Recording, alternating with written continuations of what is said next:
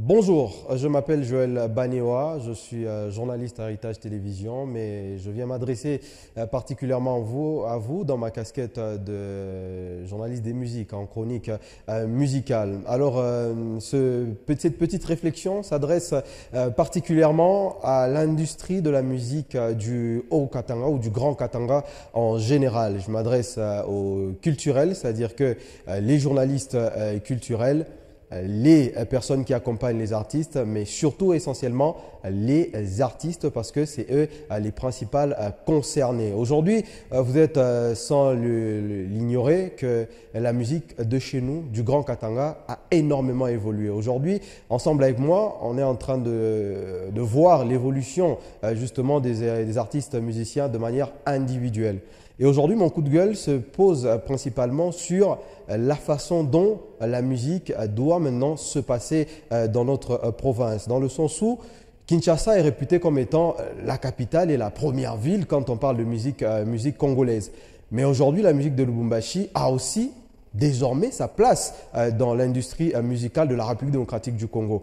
Mais seulement, qu'est-ce que nous devons faire et qu'est-ce que les artistes en particulier doivent faire pour justement faire asseoir encore un peu plus le nom ou la place de la musique louchoise et katangaise dans cette industrie musicale congolaise.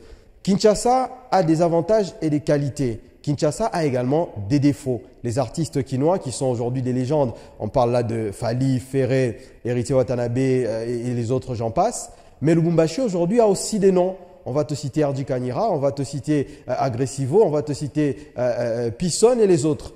Aujourd'hui, c'est des artistes qui peuvent jouer à Kinshasa des concerts sans problème aucun. Mais seulement, qu'est-ce qui va faire en sorte que nous fassions la différence entre les musiciens qui sortent de Lubumbashi et les musiciens qui sortent de Kinshasa? Je ne comprends pas qu'aujourd'hui, les musiciens de Lubumbashi fassent ce que les Kinois font. Dans le sens où, à Kinshasa, la musique est dans un ordre dispersé.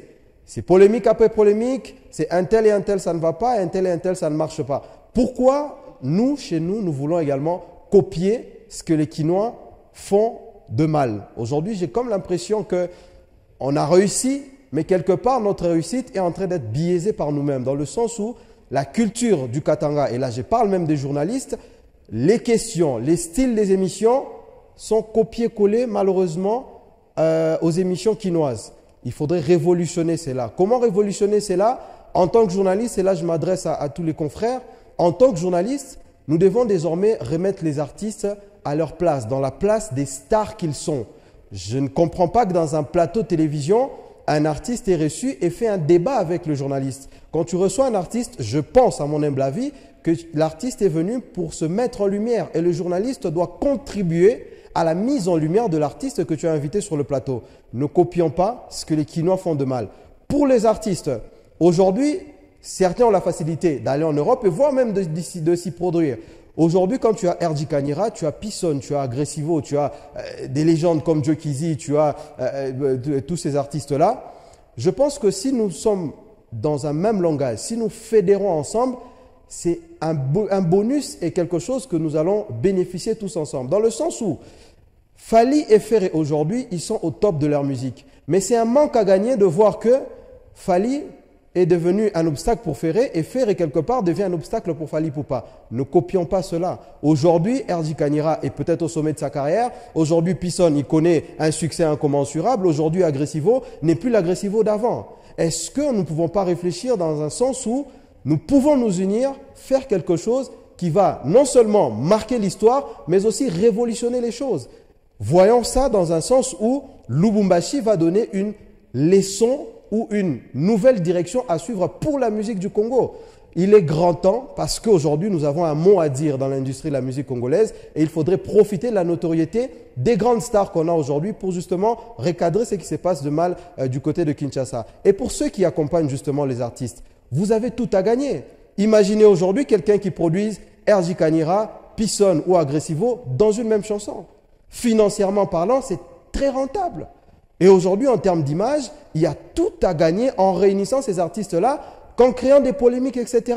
Aujourd'hui, nous avons des personnalités ici à Lubumbashi qui sont capables de débourser des milliers de dollars pour avoir des chansons auprès des artistes de Kinshasa.